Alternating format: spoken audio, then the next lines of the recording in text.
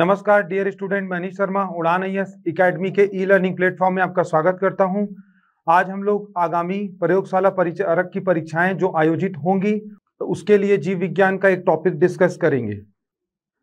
देखिएगा, हमारा जो सिलेबस है जो प्रयोगशाला परिचारक का, वो सिलेबस जो है उसमें जो साइंस वाला सेक्शन है वो बहुत ही इंपॉर्टेंट है और उसमें 3 सेक्शन हैं, उसमें 3 भाग हैं और 3 भाग में कौन कौन सा है? एक है जीव विज्ञान और एक है रसायन शास्त्र और एक है भौतिकी। तो इसमें से क्या क्या हो गया? ये जीव विज्ञान मतलब बायोलॉजी, रसायन शास्त्र केमिस्ट्री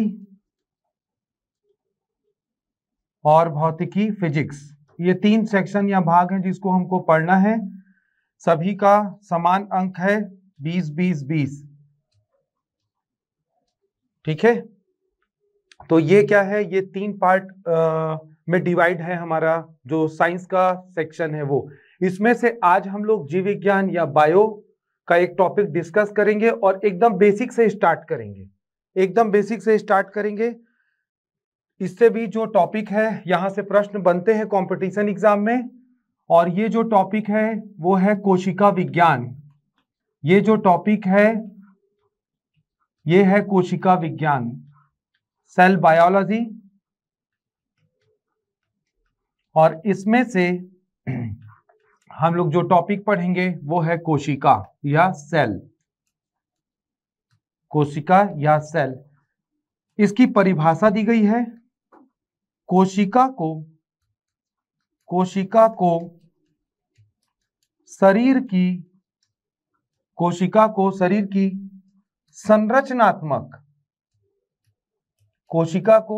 संरचनात्मक एवं कार्यात्मक इकाई कहा जाता है। कोशिका को शरीर की संरचनात्मक एवं कार्यात्मक इकाई कहा जाता है। क्लियर?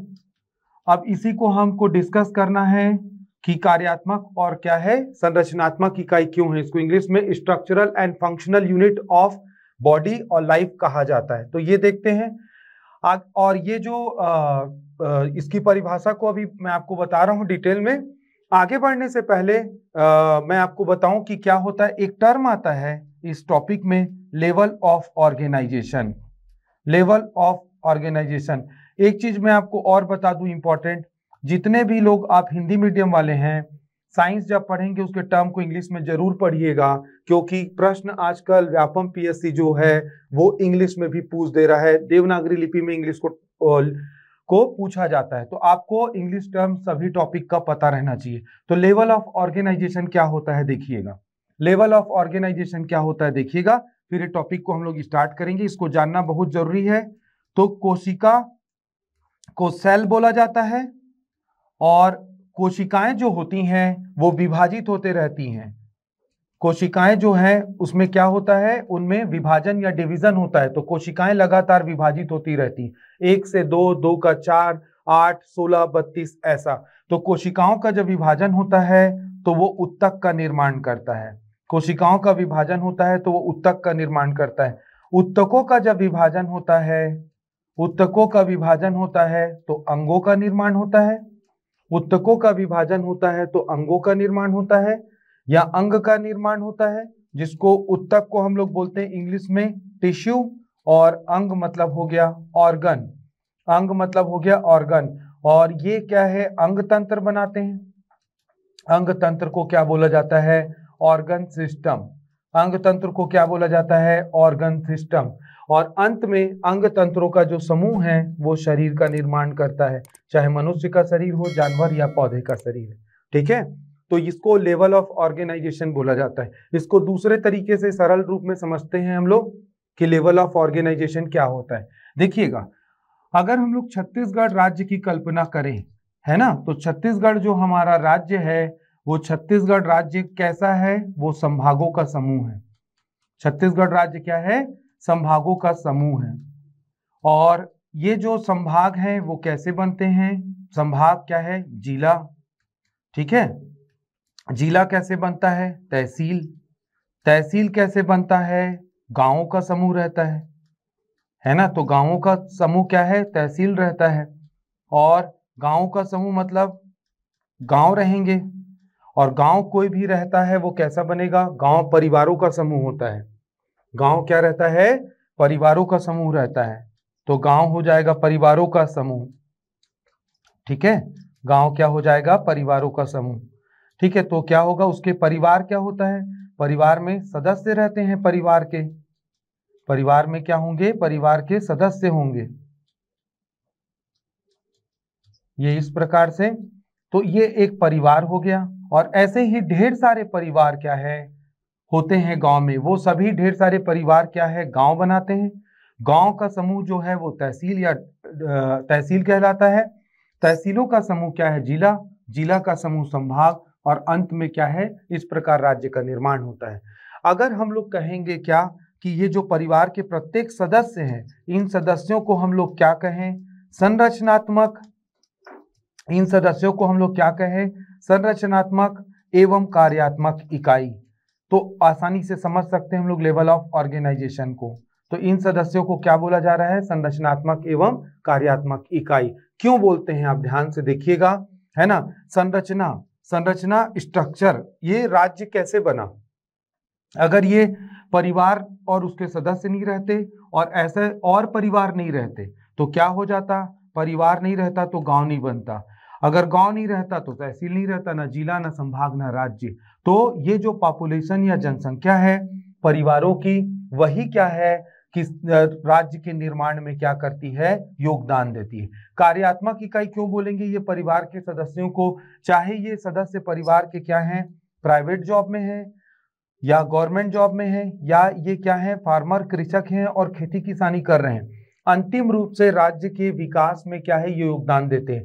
क्योंकि अगर ये इनकम जनरेट कर रहे हैं या पैसा कमा रहे हैं private job, government job, business या खेती किसानी के द्वारा, तो क्या होते हैं? ये टैक्स चुकाते हैं। और टैक्स से क्या होता है? राज्य अपने विकास के कार्यों में जैसे हॉस्पिटल, स्कूल इत्यादि बनाने के लिए वो खर्च करता है।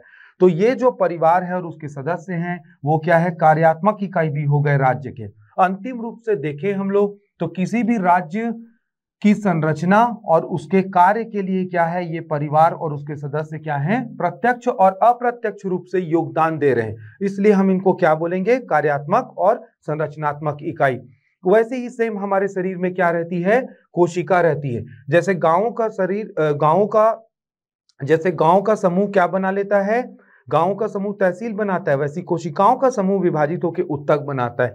तहसील से जैसे जिला बनता है, वैसी उत्तकों से अंग बनते हैं, है ना। और अंग से क्या बनेगा? अंग तंत्र। जैसे क्या है? जिला संभाग बनाता है और अंग तंत्र क्या बना लेगा? शरीर। जैसे संभागों का समूह राज्य बनाता है। इस प्रोसेस को, को क्या बोला जाता है? ये लेवल ऑफ ऑर्गेनाइजेशन है। ठीक है, तो इस प्रकार से कोशिकाएं क्या हैं? शरीर का निर्माण करती हैं। तो कोशिका नहीं रहती तो शरीर की संरचना नहीं रहती। कोशिका ही अंतिम रूप से कार्य करती, इसलिए कार्यात्मक इकाई या फंक्शनल यूनिट कहलाती। जैसे हम लोग सांस लेते हैं तो हम लोग बोलते हैं कि फेफड़ों में ऑक्सीजन या वायु प्रवेश करती है, लेकिन अंतिम रूप से फेफड़ों के अंदर में भी करोड़ों कोशिकाएं रहती हैं, कुपिका कोश या एल्वियोलाई, वहां पे ऑक्सीजन जाता है। तो अंतिम रूप से कोशिका वहां पे एक्ट कर रहा है या काम कर रहा है। वैसे ही हम बोलते हैं कि हमारा वृक्क या किडनी जो है लगातार ब्लड को फिल्टर करता है। तो किडनी जो अंग है वो ब्लड को फिल्टर करता है या छानता है, लेकिन अंतिम रूप से किडनी में नेफ्रॉन नामक कोशिकाएं रहती हैं जो कि छानने का काम करती हैं। तो कुल मिला के हमारे शरीर में जो काम होता है वो सेल के द्वारा या कोशिका के द्वारा ही होता है। इसलिए कोशिका को क्या बोला जाता है? कार्यात्मक इकाई कहा जाता है। और कोशिका से ही उत्तक, अंग और अंग तंत्र और अंत में शरीर बने हैं, इसलिए ये संरचनात्मक इकाई भी कहलाता है। क्लियर है? ठीक है, आगे बढ़ते हैं और हम लोग देखेंगे क्या है? कोशिकाओं के प्रकार। ठीक है, तो कोशिकाओं के प्रकार, तो कोशिका के क्या कितने प्रकार होते हैं वो देखते हैं। तो इसका जो वर्गीकरण किया गया है, इसका जो वर्गीकरण किया गया है उसका पहला वर्गीकरण का आधार है उत्पत्ति के आधार पर। उत्पत्ति मतलब ओरिजिन, कौन पहले आया, कौन बाद में आया, है ना। ठीक है, तो उत्पत्ति के आधार पर कोशिका, उत्पत्ति के आधार पर कोशिका, ठीक है, उत्पत्ति के आधार पर कोशिका। और दूसरा जो है वो है संरचना। दूसरा जो प्रकार क्या है वो है संरचना। तो संरचना या स्ट्रक्चर के आधार पर कोशिका, स्ट्रक्चर के आधार पर कोशिका, ठीक है। तो इसके प्रकार को देखेंगे, है ना। और जो क्या होता है, उत्पत्ति के आधार पर जो कोशिका होती है, तो उत्पत्ति के आधार पर कोशिकाओं को दो भागों में बांटा गया है। एक है प्रोकैरियोटिक कोशिका, एक है प्रोकैरियोटिक कोशिका, और दूसरी होती है यूकैरियोटिक कोशिका, दूसरी होती है यूकैरियोटिक कोशिका। तो कोशिकाओं को दो प्रकारों में बांटा गया है, यूकैरियोटिक और प्रोकैरियोटिक कोशिका, ठीक है। इसको समझना है हमको। ये इसका हिंदी में कोई टर्म नहीं है, इंग्लिश में ही वर्ड है, और इसी के आधार पर समझना पड़ेगा। देखिएगा, जैसे ही आप ना जीव विज्ञान या दूसरे साइंस के सब्जेक्ट पढ़ेंगे, कोई भी शब्द रहता है उसकी उत्पत्ति को जानना बहुत जरूरी है बेसिक लेवल पे, तभी ये क्या होगा, सब्जेक्ट आपको क्लियर होगा, ठीक है। इसकी स्पेलिंग क्या होगी, प्रोकैरियोटिक, ठीक है। ये प्रोकैरियोटिक, ये जो शब्द है इसका संधि विच्छेद करेंगे तो एक शब्द आएगा प्रो और दूसरा शब्द आएगा कैरियन, दूसरा शब्द आएगा कैरियन। क्लियर। ये दोनों के दोनों शब्द हैं, ये दोनों के दोनों शब्द हैं, वो दोनों के दोनों शब्द की उत्पत्ति कहां से हुई है, ये ग्रीक शब्द है, ये ग्रीक शब्द है। कई बार आपको देखना ऐसे भी प्रश्न मिलेंगे जिसमें शब्द की उत्पत्ति कहां से हुई है ये पूछा जाता है एग्जाम में, तो ये ग्रीक शब्द है। तो ग्रीक शब्द तो हमको ग्रीक भाषा तो समझ में आएगी नहीं, तो इसका क्या है, इंग्लिश में क्या होगा, ट्रांसलेशन अंग्रेजी भाषा में वो देखते हैं। तो प्रो का इंग्लिश में मतलब होता है बिफोर, प्रो का मतलब होता है बिफोर, और कैरियन जो वर्ड है इसका मतलब क्या होता है, नट, ठीक है। और जिसका पर्यायवाची क्या है, न्यूक्लियस, जिसका पर्यायवाची क्या है, न्यूक्लियस। इंग्लिश से भी और इसको सरल रूप में पढ़ें तो हम अपनी क्या है मातृभाषा हिंदी में देखते हैं इसका मतलब, तो हिंदी में इसका मतलब होता है बिफोर का मतलब पहले, और इसका न्यूक्लियस का मतलब होता है केंद्रक, ठीक है। तो जो प्रोकैरियोटिक जो कोशिका होती है, प्रोकैरियोटिक कोशिका होती है, इसका मतलब क्या हो गया, पहले की कोशिका, पहले मतलब बहुत पुरानी, पहले की कोशिका मतलब हो गई बहुत पुरानी, जब पृथ्वी में जीवन का उद्भव होना प्रारंभ हुआ उस समय की कोशिका है, लाखों करोड़ों साल पुरानी। और इसका एग्जाम्पल क्या है, इसका एग्जाम्पल है बैक्टीरिया, इसका एग्जाम्पल है बैक्टीरिया, बैक्टीरिया को जीवाणु बोलते हैं। इसका एग्जाम्पल है ब्लू ग्रीन एल्गी, इसका एग्जाम्पल है ब्लू ग्रीन एल्गी, ठीक है। इसका एग्जाम्पल क्या है, ब्लू ग्रीन एल्गी, ठीक है। और इसको हिंदी में बोला जाता है नील हरित शैवाल। और ध्यान रखिएगा, नील हरित शैवाल, एल्गी का मतलब क्या होता है, शैवाल या काई, है ना। यहाँ पे काई वर्ड आया है, ये प्रश्न भी आ चुका है कंपटीशन एग्जाम में कई बार कि ब्लू ग्रीन एल्गी क्या होता है। अब देखो क्या लिखा है हिंदी में, नील हरित शैवाल, तो आप शैवाल में ही टिक करेंगे, बट आंसर गलत है। नील हरित जो शैवाल होता है वो शैवाल ना होके एक प्रकार का बैक्टीरिया है। नील हरित शैवाल क्या है, एक प्रकार का बैक्टीरिया है, ध्यान रखिएगा, एक प्रकार का क्या है, बैक्टीरिया है, ये ध्यान रखेंगे। तो इसको शैवाल क्यों बोलते हैं, शैवाल काई पौधे की श्रेणी में आता है क्योंकि वो फोटोसिंथेसिस या प्रकाश संश्लेषण करता है और उसमें क्लोरोप्लास्ट नामक पिगमेंट पाया जाता है। तो नील हरित शैवाल में भी क्लोरोप्लास्ट पाया जाता है और प्रकाश संश्लेषण करता है, और ये अपवाद है, बैक्टीरिया में होते हुए, बैक्टीरिया के समूह को बिलोंग करते हुए भी वो उसका अपवाद है। तो ये ध्यान रखेंगे, इससे प्रश्न कई बार आ चुका है। और एक और एग्जाम्पल है माइकोप्लाज्मा, एक और एग्जाम्पल है माइकोप्लाज्मा। क्लियर हुआ। तो ये क्या है, प्रोकैरियोटिक जो कोशिका है उसका उदाहरण, और ये लाखों करोड़ों साल पहले जब पृथ्वी में जीवन का उद्भव हुआ था तब की कोशिका है। और ये इसका क्या है मीनिंग है। तो ये ध्यान रखेंगे, ग्रीक, इंग्लिश और हिंदी आपको पता रहना चाहिए। तो यहां से कोई भी टर्मिनोलॉजी क्या होगी आपको क्लियर होगी। ठीक है, प्रोकैरियोटिक कोशिका जो है उसका डायग्राम भी देख लेते हैं।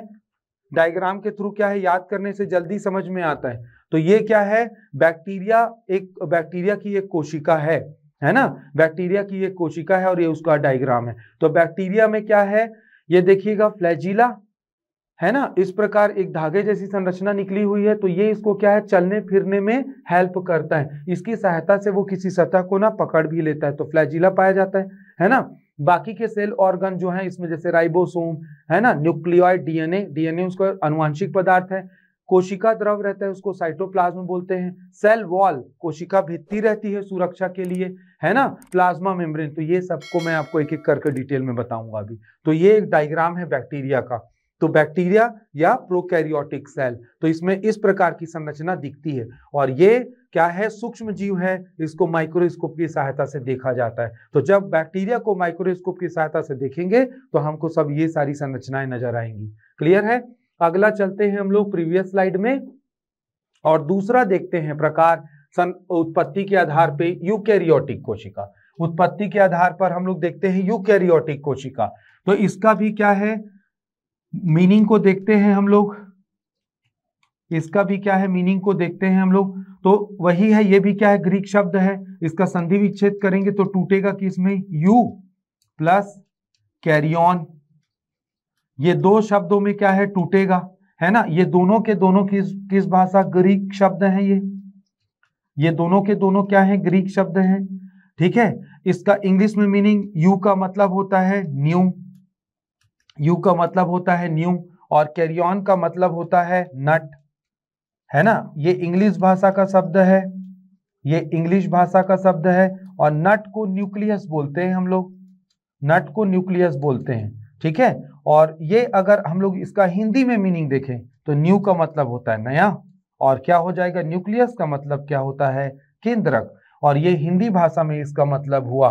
तो यूकैरियोटिक का मतलब होगा है ना नई या विकसित कोशिका, नई या विकसित कोशिका। ठीक है, नई या विकसित कोशिका। ठीक है, तो नई या विकसित कोशिका को यूकैरियोटिक बोलते हैं। और इसका एग्जाम्पल है यूकैरियोटिक जो रहता है मनुष्यों के शरीर में, हमारे शरीर की कोशिका यूकैरियोटिक है, पूर्ण रूप से विकसित रहती है। ठीक है, और क्या हो जाएगा, जीव जंतु, बड़े जानवर जो रहते हैं आसपास हम लोग शाकाहारी मांसाहारी जो भी देखते हैं वो, और पौधा। तो पौधा, बड़े जानवर, जीव जंतु मतलब उच्च श्रेणी के, बड़े जानवर मतलब शाकाहारी मांसाहारी, गाय, हिरण, शेर, कुत्ता, बिल्ली, ये सब की बात हो रही है ना। और प्लांट जो आसपास हम लोग बड़े बड़े पौधे देखते हैं उसकी सबकी कोशिका क्या रहती है, यूकैरियोटिक कोशिका है। सभी की कोशिका क्या है, यूकैरियोटिक होती है। तो ये जो टर्मिनोलॉजी है आपको क्लियर होना चाहिए, ये टर्मिनोलॉजी क्या है आपको क्लियर होना चाहिए। यूकैरियोटिक कोशिका को यदि हम लोग माइक्रोस्कोप में देखें तो यूकैरियोटिक कोशिका माइक्रोस्कोप में कुछ इस प्रकार का दिखाई देता है।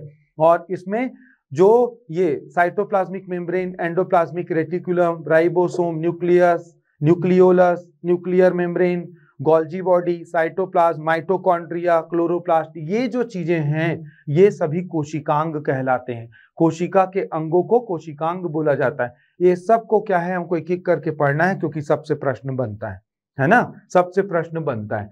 तो पहले क्या है, पहले हम लोग क्या है यूकैरियोटिक कोशिका को देख लेते हैं, ये ज्यादा इंपॉर्टेंट है और यहां से क्या है क्वेश्चन ज्यादा आता है। ठीक है, खासकर आपको प्रश्न कहां से देखने को मिलेगा, जैसे कि क्या है माइटोकॉन्ड्रिया है ना, और गोल्जी बॉडी, यहां से प्रश्न देखने को मिलेगा, राइबोसोम, तो ये सबसे क्या एंडोप्लाज्मिक रेटिकुलम, तो ये सबसे क्या है प्रश्न हमको देखने को मिलता है। तो बहुत ही इंपॉर्टेंट है ये एग्जाम के पॉइंट ऑफ व्यू से, है ना।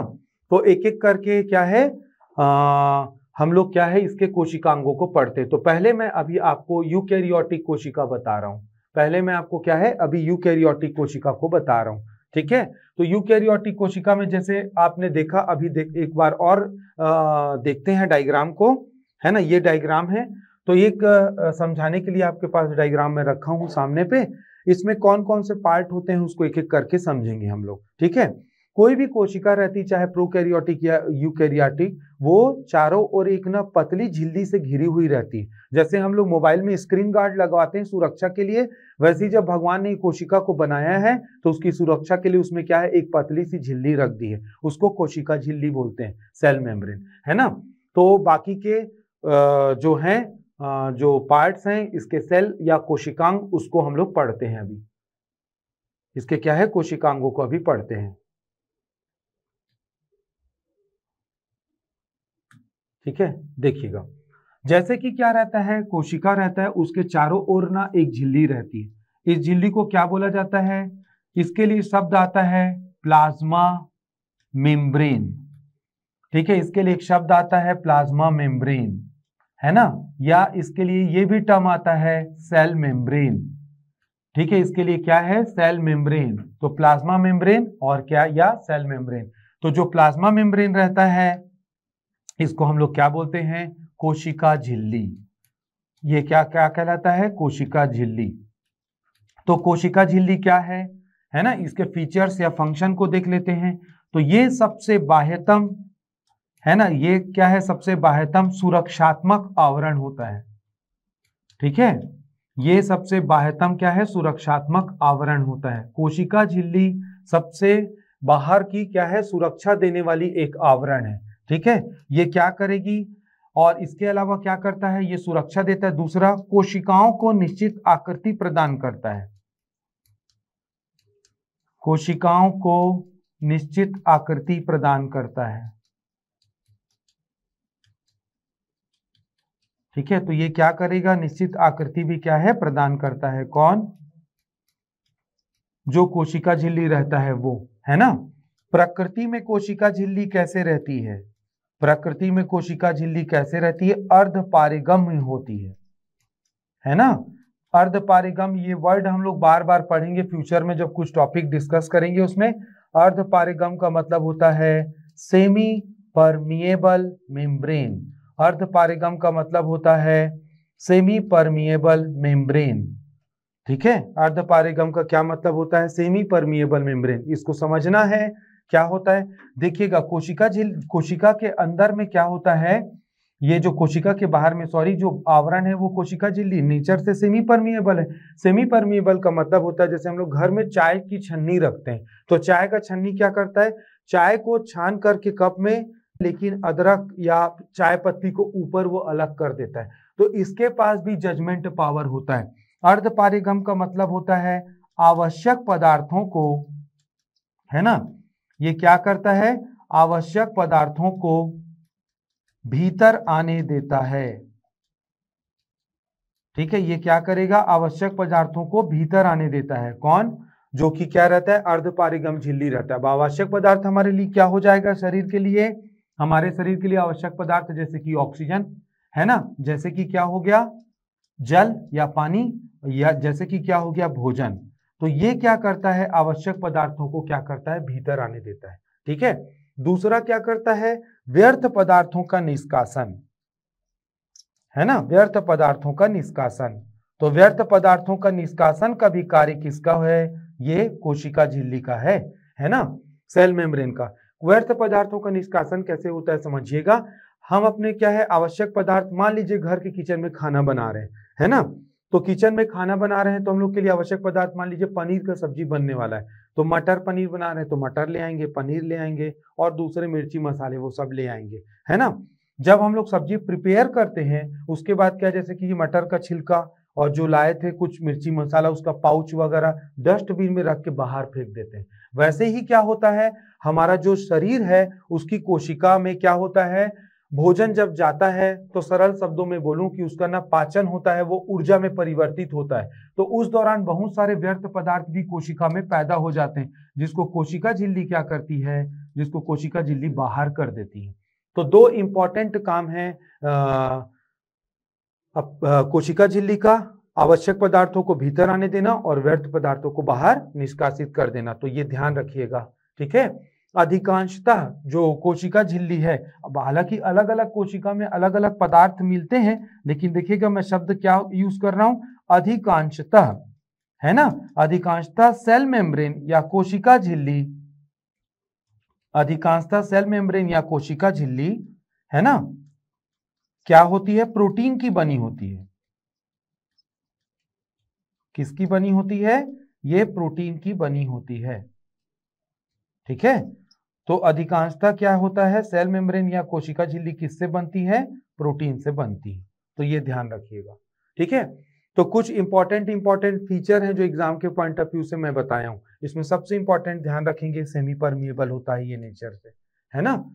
क्लियर है। और इसके अलावा क्या होता है, हमारे कोशिकाओं में तो बहुत सारे कोशिकांग होते हैं, जैसे कि डायग्राम में दिख रहा है। तो कुछ और कोशिकांगों में को आज डिस्कस कर लेते हैं। हालांकि ये बड़ा टॉपिक है, एक दिन में पूरा नहीं हो पाएगा। ये पार्ट 1 है, इसका पार्ट 2 नेक्स्ट वीडियो में हम लोग डिस्कस करेंगे। वैसे ही हमारे कोशिकाओं के अंदर क्या है, एक और कोशिकांग होता है ना? उस कोशिकांग, ऐसी रफ डायग्राम बना रहा हूं मैं समझाने के लिए। उस कोशिकांग को हम लोग बोलते हैं लाइसोसोम। ठीक है, लाइसोसोम। तो उस कोशिकांग को क्या बोलते हैं? लाइसोसोम बोलते हैं। अब ध्यान, यहां से कई बार, ये बहुत ही इंपॉर्टेंट टॉपिक है, लाइसोसोम से कई बार प्रश्न एग्जाम में आ चुका है। लाइसोसोम को सुसाइडल बैग कहा जाता है। लाइसोसोम को क्या है? सुसाइडल बैग कहा जाता है। आत्महत्या की थैली बोलते हैं हिंदी में। आत्महत्या की क्या है? थैली बोला जाता है हिंदी में। अब आगे बढ़ने से पहले मैं एक इंपॉर्टेंट चीज जो है वो डिस्कस करने वाला हूं आपके साथ। देखिएगा, पहले का प्रश्न जो आप कह सकते हैं एकदम बेसिक लेवल का है ना, बेसिक क्वेश्चन, वो कैसे आता है कंपटीशन एग्जाम में, कि आपको पूछा जाएगा आत्महत्या की थैली किसको बोलते हैं। तो आत्महत्या की थैली का 4 ऑप्शन दिया रहेगा, माइटोकॉन्ड्रिया, लाइसोसोम, गोल्जी बॉडी, इनमें से कोई नहीं। अगर आप लाइसोसोम टिक करते हैं तो आपके पूरे मार्क्स मिल जाएंगे। आजकल जो प्रश्नों की प्रकृति चेंज हो रही है, कंपटीशन भी थोड़ा टफ हो रहा है डे बाय डे, तो ध्यान रखिएगा अब जो प्रश्न बनेंगे। और एक चीज और इंपॉर्टेंट है, हमारे सिलेबस में 9th और 10th के स्कूल का माध्यमिक शिक्षा मंडल का सिलेबस दिया हुआ है उन्होंने, है ना? और लेकिन जो है क्वेश्चन का लेवल, ये आप लोगों के मन में डाउट क्रिएट होगा कि सर क्वेश्चन का लेवल कैसा रहेगा। तो ध्यान रखिएगा, ऐसे प्रश्न तो क्या है कोई भी बना लेगा, ऐसे प्रश्न तो कोई भी बना लेगा, पढ़ लेगा, पढ़ा लेगा। बट क्या है, ध्यान रखिएगा, सबसे इंपॉर्टेंट चीज क्या है, हमको कॉन्सेप्ट भी पढ़ना है। क्योंकि यदि आप सरल प्रश्न आए, ऐसे बेसिक प्रश्न आए, वो तो आप बना ही लोगे, लेकिन ट्रिकी या थोड़े से स्टैंडर्ड क्वेश्चन आए तो फिर आप फंस जाओगे वहां पे। तो ये ध्यान रखना है, हम लोग को अप्रोच ऐसा हो कि हम क्या है, ट्रिकी और स्टैंडर्ड क्वेश्चन को भी बना पाए। तो उस हिसाब से मैं आपको बता रहा हूं। और इसके साथ साथ हम लोग क्या करेंगे, जैसे यानी मैंने टॉपिक बताया आपको एक सेल बायोलॉजी या कोशिका विज्ञान का, इससे संबंधित एमसीक्यू भी हम लोग सॉल्व करेंगे। तो आपको आइडिया लग जाएगा कि प्रश्नों की प्रकृति क्या आने की संभावना है या कैसी रहेगी, उसका नेचर कैसा रहेगा। तो ध्यान रखिएगा, ये तो एक फैक्ट है, सबको पता है। बट लाइसोसोम को आत्महत्या की थैली क्यों कहा जाता है, ये इंपॉर्टेंट है। सुसाइडल बैग क्यों है ये इंपॉर्टेंट है। तो इसके कारणों पर चर्चा करते हैं हम लोग। सबसे पहला कारण है, इसके कई कारण है जिसके कारण ये सुसाइडल बैग कहलाता है। पहला कारण क्या है, हानिकारक जीवाणुओं से सुरक्षा प्रदान करता है। इसको समझने के लिए कंसंट्रेट कीजिएगा, है ना, तो समझ में आ जाएगा। तो आपको स्टेटमेंट वाला क्वेश्चन, है ना, या कूट वाला क्वेश्चन आप बना लोगे आसानी से। ठीक है, तो हानिकारक जीवाणुओं से क्या करता है, सुरक्षा प्रदान करता है। ये कैसे, इस प्रोसेस को समझते हैं। तो हानिकारक जीवाणुओं से क्या करेगा, सुरक्षा प्रदान करता है। कौन प्रदान करता है भैया, लाइसोसोम। तो आत्महत्या की थैली क्यों बोलते हैं उसको, ये समझते हैं। ठीक है, जैसे ये कोई बालिका है, नाम पात्र घटनाएं पूर्णतः काल्पनिक है भाई, है ना। ठीक है, और भक्षण कर ली है गुपचुप का, ढेर सारा खा ली कहीं बाहर का, है ना, खराब रहा होगा, गड़बड़, बैक्टीरिया कंटामिनेटेड था ये, और इसके शरीर में चले गए बैक्टीरिया। ठीक है, बड़ी आसानी से प्रवेश कर सकता है बैक्टीरिया हमारे शरीर में। पानी, खराब खाना, कोई छींका खांसा तो नाक कान से कहीं से भी एंट्री हो सकती है। तो इसके क्या है, बॉडी में चला गया बैक्टीरिया, कंटामिनेटेड था वो, है ना। अब देखिएगा क्या है, बैक्टीरिया क्या है, एक प्रकार का परजीवी है। वो स्वयं भोजन का निर्माण नहीं करता, वो क्या करता है, देखता है भोजन फ्री में कहाँ पे उसको उपलब्ध हो जाए, इसलिए वो हमारे शरीर को क्या करता है, बीमार करता है और आक्रमण करता है। तो ये इसके शरीर में चला गया, है ना, इस बालिका के। अब ये क्या करेगा, हमारे शरीर में ब्लड में रहता है ग्लूकोज, जो हम लोग जितना भी खाना खाते हैं वो अंत में ग्लूकोज में टूटता है। तो ये क्या हो गया, ये ग्लूकोज इसके शरीर में है, इसी ग्लूकोज की तलाश में बैक्टीरिया ने अटैक किया इसमें। अब जैसे ही ये हमारे कोशिकाओं के भीतर प्रवेश करने की कोशिश करेगा तो क्या करता है, ये जो लाइजोसोम है ये क्या करेगा, इसको इनकाउंटर कर लेता है, घेरता है। लाइजोसोम के भीतर, लाइजोसोम के भीतर, लाइजोसोम के भीतर क्या होते हैं, कुछ ना विशेष प्रकार के रासायनिक पदार्थ होते हैं जिसको हम लोग एंजाइम बोलते हैं। और ये एंजाइम जो लाइजोसोम के अंदर में रहता है उसको लाइजोजाइम बोलते हैं। लाइजोजाइम संधि विच्छेद करेंगे तो क्या हो जाएगा, lysosome plus enzyme, lysosome plus enzyme, ये संधि विच्छेद किए तो ये इसका मीनिंग निकला। और ये जो एंजाइम रहता है वो कैसा रहता है, केमिस्ट्री के हिसाब से या केमिकली ये कैसा है, ये अम्लीय होता है ना। अम्लीय मतलब एसिडिक, आपने सुना भी होगा तेजाब वगैरह का हमला हो गया, किसी का स्किन जल गया, तो वैसी उसी प्रकार का एक स्ट्रॉन्ग एसिड है, ठीक है। अब ये क्या करेगा, हमारे शरीर को बचाने के लिए लाइजोसोम क्या करता है, हमारे शरीर को बचाने के लिए लाइजोसोम अपनी बाउंड्री को क्या करता है, तोड़ता है, अपनी झिल्ली को क्या करता है, ये तोड़ता है। और जब ये झिल्ली को तोड़ेगा तो ये जो एसिड वाला एंजाइम है ये उसके ऊपर क्या करेगा, थ्रो करता है, फेंकता है। तो अब क्या होगा, ये एसिड के कारण क्या होता है, बैक्टीरिया मर जाता है। ये एसिड के प्रभाव से क्या होता है, बैक्टीरिया मर जाता है। तो इस दौरान क्या हो रहा है, बैक्टीरिया मर रहे हैं, हम लोग बीमारी से बच रहे हैं, तो अच्छा चीज है। लेकिन लाइजोसोम के ऊपर या चारों ओर जो झिल्ली रहती है वो उसको इस प्रक्रिया के दौरान तोड़ता है। तो तोड़ने के कारण क्या हो जाता है, वो खुद मर जाता है और बैक्टीरिया को भी मारता है, इसलिए इसको सुसाइडल बैग बोलते हैं, इसलिए इसको आत्महत्या की थैली बोलते हैं। तो ये एक पहला कारण है। दूसरा, लंबे उपवास के दौरान ऊर्जा देना। उपवास मतलब होता है स्टारवेशन, वर्ड आता है इसके लिए। लंबे उपवास के दौरान ऊर्जा देना। अब देखिएगा लंबा उपवास मैं कैसे बात कर रहा हूं, मतलब ना लॉन्ग फास्टिंग क्या होता है, कई धर्मों में ये परंपरा है, महीने महीने भर उबला उबला पानी पी पी के या बिना खाए पिए उपवास रहते हैं, है ना। हिंदू धर्म में भी नवरात्रि में महिलाएं उपवास रहती हैं, तो वो क्या है, बहुत ही कम खाना खाती।